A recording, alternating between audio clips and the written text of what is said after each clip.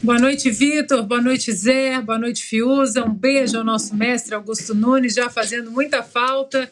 E boa noite à nossa audiência maravilhosa.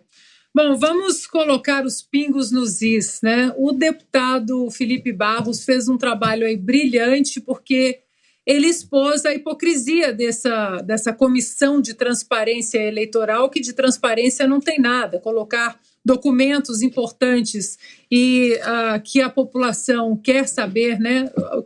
Documentos que podem apontar caminhos para melhorar o nosso sistema eleitoral, colocar sob sigilo e depois negar veementemente que não havia colocado sob sigilo.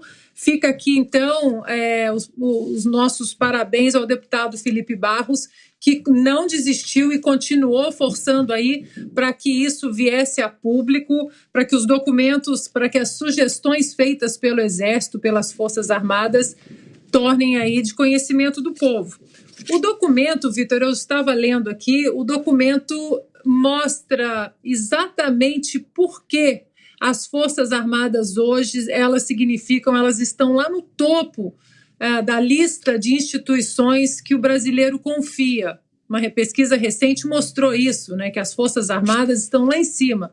É a primeira instituição que o brasileiro confia e esse documento mostra por quê. Um documento muito firme do ministro da Defesa, o senhor Paulo Sérgio, e os pontos são 9, 10 pontos, e o ponto que o Zé disse, o ponto 8, ele é muito incisivo e ele diz que, com a finalidade de cumprir obrigação legal e de conferir a maior transparência possível aos atos da gestão pública e em fase da impossibilidade de ver concretizada a reunião solicitada por este ministro a Vossa Excelência, o documento endereçado ao ministro Fachin, que, por meio deste expediente, ele propõe a este tribunal, o TSE, que os documentos ostensivos relacionados à Comissão de Transparência, alô, ministros, eleitoral, sejam amplamente divulgados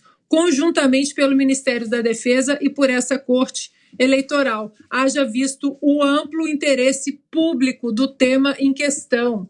Então, mais uma vez, as Forças Armadas querem que a sociedade participe desse debate sobre o aprimoramento das nossas urnas, o aprimoramento do nosso sistema eleitoral, e continuamos sem entender a histeria dos ministros do TSE, dos ministros do Supremo Tribunal Federal, de alguns políticos de não querer um pouco mais de transparência e, o pior, uma histeria de bloquear o debate, de não querer o debate, não querer que as pessoas queiram entender como o nosso sistema funciona.